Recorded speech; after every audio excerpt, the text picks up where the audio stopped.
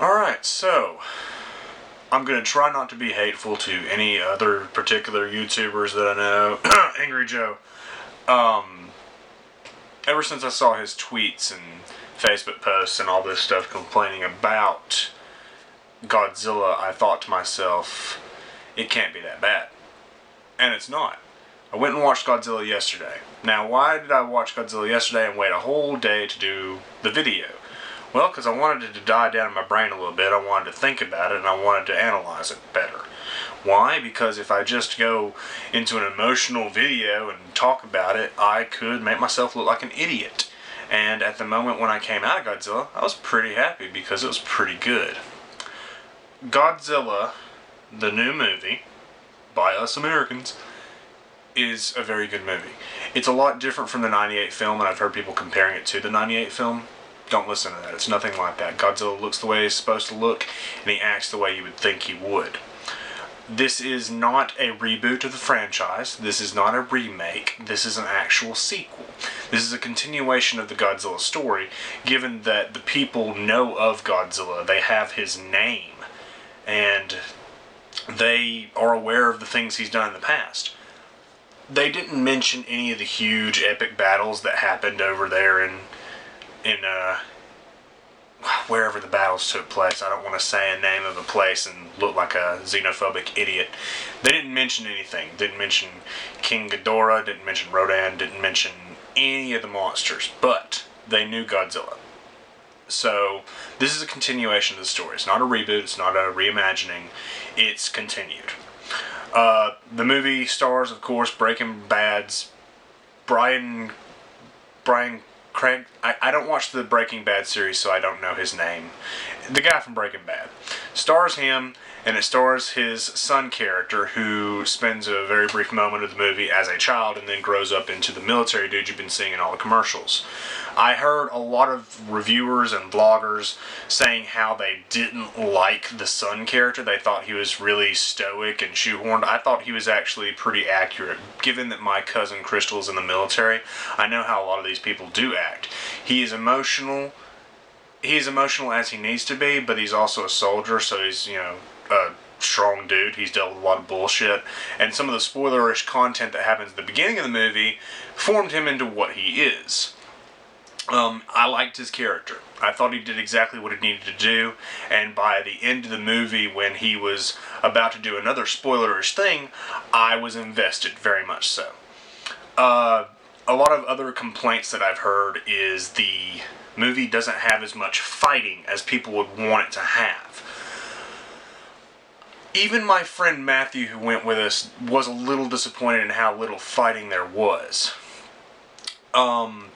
I have to be honest, I think this is just because a lot of you got spoiled by Pacific Rim. Now let me explain.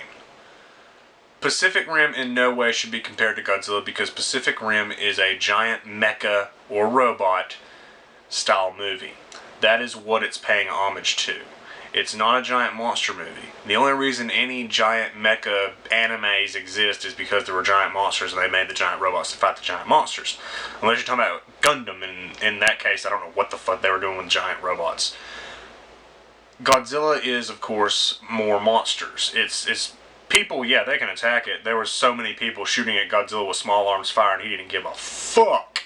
But when it comes down to Godzilla films, they're more about monsters fighting monsters as opposed to robots fighting monsters.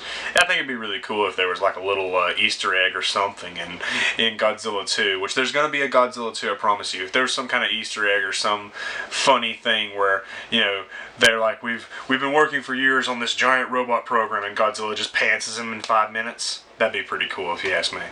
But Pacific Rim was a mess of a movie. Pacific Rim had a horrible story, bland characters, really no payoff in terms of plot progression. You were in Pacific Rim because you wanted to watch giant robots fight giant monsters, and on that accord, it did very well. I enjoyed the fuck out of it. But the story was stupid, the characters were forgettable, and the plot went nowhere. I guess story and plot are the same thing. Anywho, with Godzilla, you have a more cohesive narrative. Okay, you have some importance here. You have reasons for the Mutos exist. You have reasons for Godzilla coming back, and you have reasons for every person doing what they do. And it's good. It weaves a narrative, and it shows you Godzilla. There was, I would say, one big fight. There were multiple fights, but you didn't get to see them. This is true. There was moments where the movie really teased the shit out of you. When you first see Godzilla in all his glory, if I recall correctly, it's Hawaii. Remember Hawaii, and you'll be like, you're going to get to see Godzilla. And he's big. I remember him not being that big because, of course, I was a kid, and it was a dude in a suit. But he's big, and his feet are massive. Holy crap, he's fat. Godzilla put on a few pounds. But Godzilla looks awesome, and he is intimidating. I want to say he's kind of ghetto now. He looks like one of those big thugs, and when he comes into the scene, he's just like, I'm gonna fuck you up, boy. That's what he looks like to me. But he's big, he's intimidating, and he wrecks shit. When the first fight happens, it basically cuts out right as Godzilla, right as he gets done being all badass. That's what I get when I do a video in the morning. Shut up. When he gets done being badass, it cuts away. And literally, the soldier character's little boy is watching the news, and you can see Godzilla and the male Muto are fighting. And it was pretty funny because all my friends and me were just like, come on, we want to see that.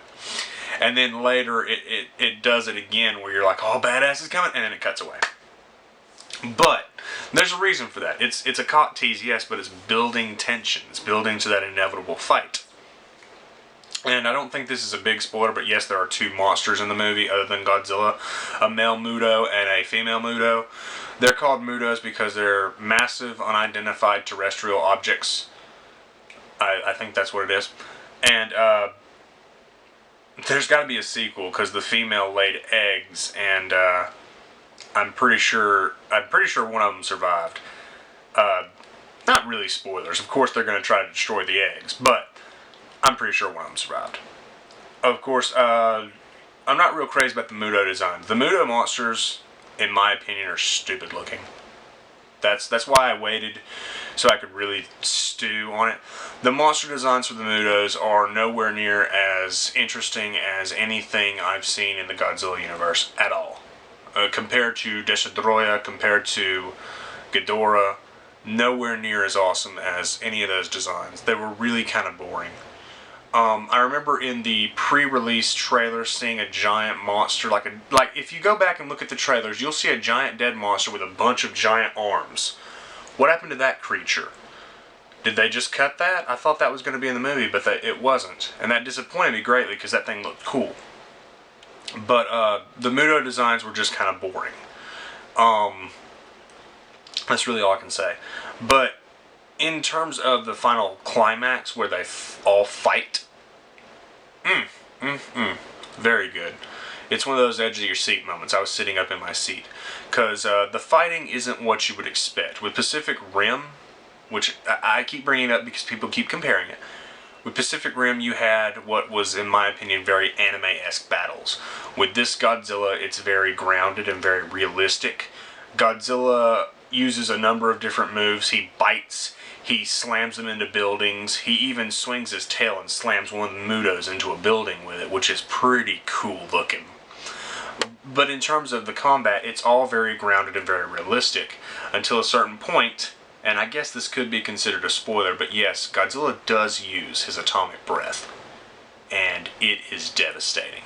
I liked it because, especially the first time he used it, you saw the blue light and you're like, oh, it's coming. And when he used it, you could hear, I think over the radio, one of the soldiers go, holy shit, look at that. So it was pretty cool.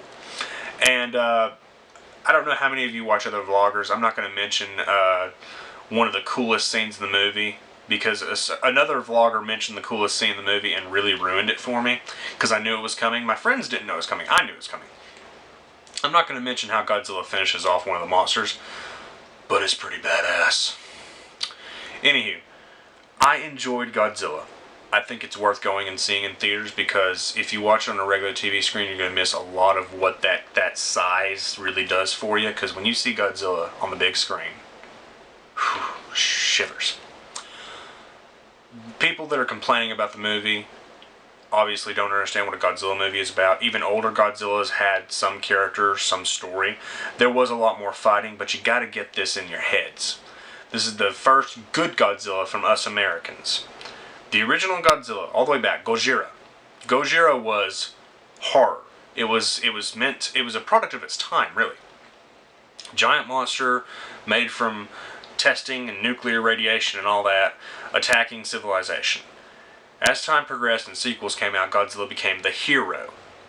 And as that happened, we started cheering for him, and it basically became the WWE, with Godzilla laying the fucking smackdown on other monsters. Give this Godzilla time. This was Godzilla's first real big... It was his first re-entry into the ring. You can see it on his face. He's like, I'm still doing this shit, motherfucker. It was his first big entry back into the ring, and he's laying the smackdown just fine. Give it time. We'll get a Godzilla 2. There'll be a few more monsters, hopefully. Maybe they could wait till Godzilla 3 and basically just remake Destroy All Monsters. Give it time.